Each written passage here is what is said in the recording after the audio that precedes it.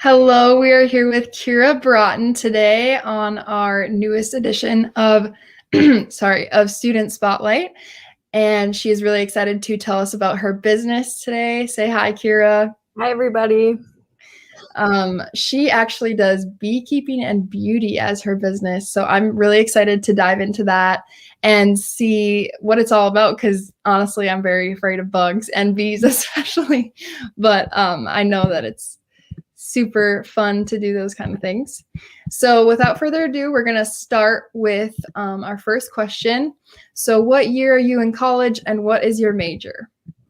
Yeah, so I am a senior. I'll be graduating here in May, which is kind of crazy. It happened so fast, but I am majoring in ag business with a minor in business administration. Oh, super cool. Okay, so tell us a little bit more about your business endeavor. Yeah, it started out more as me wanting a hobby. So I've grown up on a farm and with graduation coming up soon, I was like, wow, I'm going to have so much free time. I should try to find a hobby. And I wanted something, kind of related to agriculture, something I can be outside in the summer and something that kind of pushed me out of my comfort zone. So I just landed on beekeeping. And then I kind of got ideas of, oh, well, people love honey. People, are willing to buy local. So I was like, I could turn this into a business. So um, that was the idea I had like last summer. So it was kind of too late to start beekeeping then, but it gave me time to kind of do some research. And then I got the idea to add beauty to it because honey and beeswax is so good for like health benefits. So I kind of started making different types of products for the beauty side of things. Okay, that's awesome. When did you first start thinking about starting your business? I would say for quite a while, since I was probably in high school, I've always kind of wanted to have some sort of my own business. My dad kind of built our family farm up from the ground, and I just saw like how hard they worked. My mom worked like 3 jobs in college and is just a hard worker. So I've always kind of had that in me, and I really wanted to just have something of my own. But I really got the idea like last summer of what I wanted to actually do. That's super cool. Did you start it this year? Um, I started probably, let's see, last fall. I started kind of the actual process of like seeing, what to start.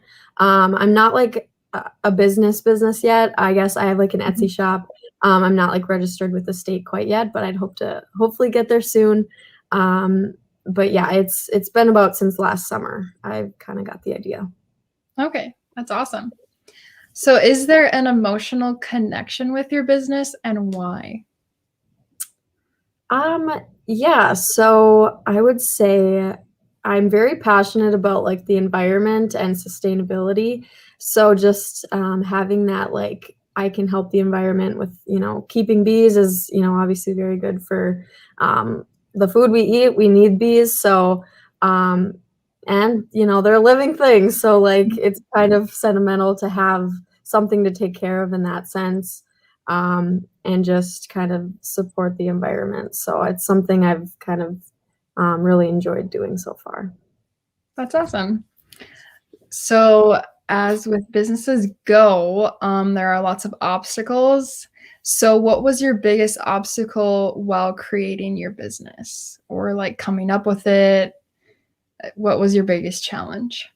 Yeah, I would say there was a lot of aspects of my business I had no experience in. So um, I really am not very tech savvy either. So just kind of working through like how to make and use like I had social media accounts, but I never really fully utilized them. So just kind of learning how to get my name out there and my brand, and then making a website. It's gotten easier. They make it really easy for you to do, but just kind of working through some of the technology was probably a bigger challenge for me.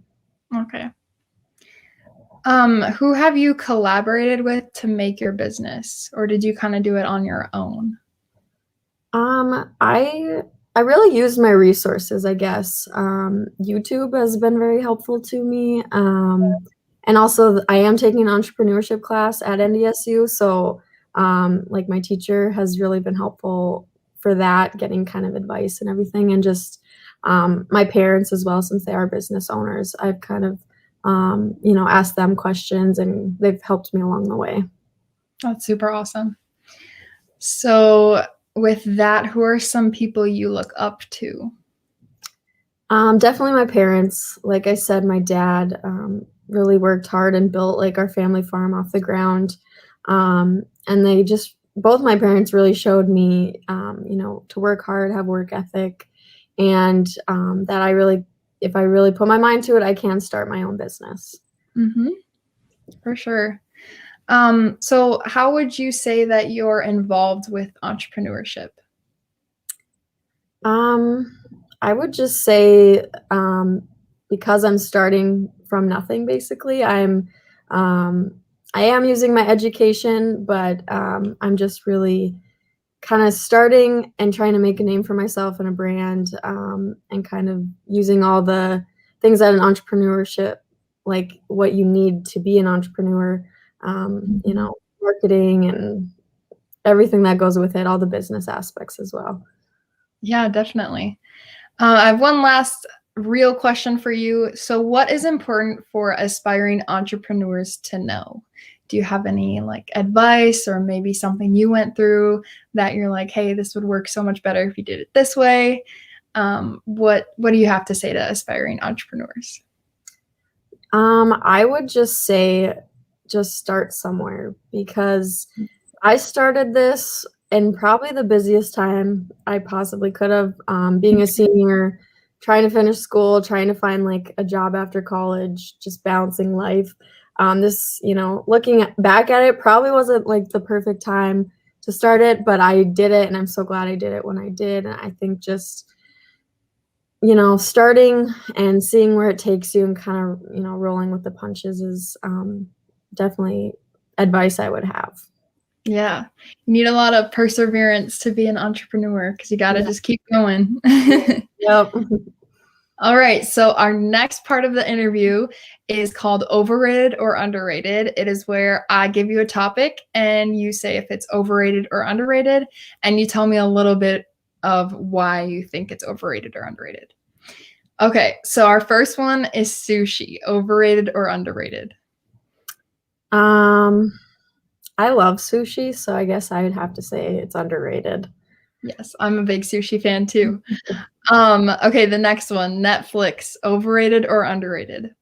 Mm, kind of overrated. I think they've gone downhill a little bit with what they have available, and they've taken off some really good shows. So, Yeah, but that's all I have for streaming, so I kind of have to like that's it. me too.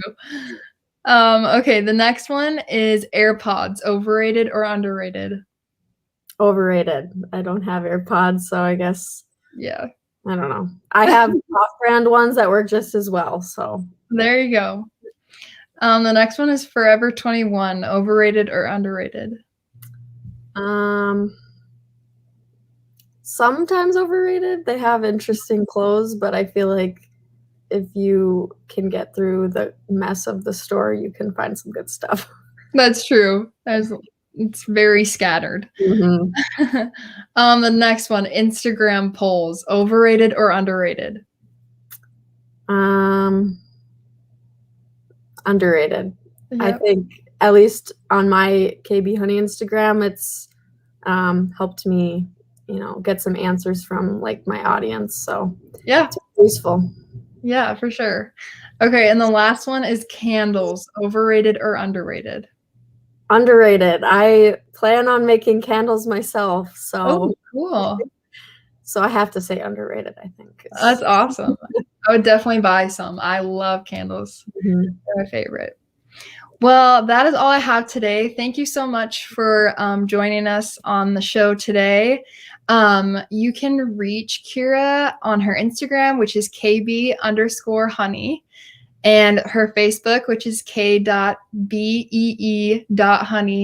beekeeping, or else her website is www.kvhoney.com.